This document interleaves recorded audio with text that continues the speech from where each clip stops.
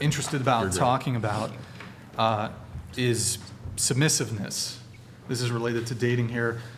Nick, could you find that umbrella picture? And I'm curious, Charlie, if you kind of agree with this kind of, I guess, the biblical order of like a relationship. Nick, do you know what I'm talking about, that umbrella picture? So going around the table, starting with you, do you think when it comes to dating, women ought to be submissive to their partner? Yes. Okay. Generally, men lead. Men lead, women follow? Okay. Generally. To a degree. To a degree? No. No?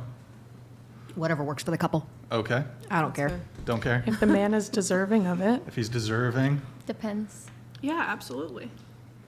Yes, the wife should be submissive to the husband. Nick, could you pull that photo up real quick? Okay, so you got Christ, husband. I believe that. Wife, and you agree Yes, with? but the key is that the husband must submit to Christ. That's important, is that if the husband fails to submit to Christ, then the wife no longer has to submit to the husband. Oh. I see. That's the kicker that is not talked about. See, I've never heard of that point when people talk about submissiveness. They always say you have to follow the husband as Well, the it's not what the husband. Scripture says. The Scripture says that women submit to your husbands as husbands submit to Christ. See, that's a lot more valid. And so if the husband fails to submit to Jesus on the throne, well then, again, the entire contract falls apart. So if the husband's an alcoholic, a drug addict. Yeah, I for mean, you have to use example. prudence, but yes, if the husband is repeatedly defying God's teaching or law, if he's being adulterous, if he's being abusive, then submission is violated because he's not submitting to Christ. That doesn't mean that the husband won't sin, but if he makes a pattern and a repeated defiant form of action, then that would be that would violate that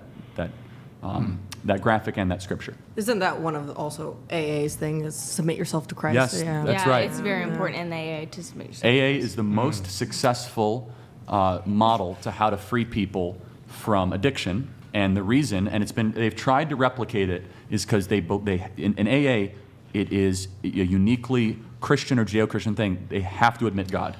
I think when you're very down about yourself and down in your own life, it's very easy to accept God into your life.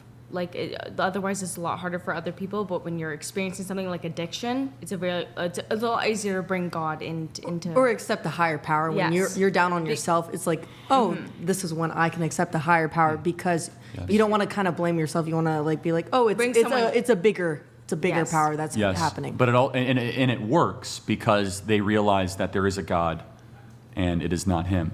I'm not Him, essentially. So that there's a higher power.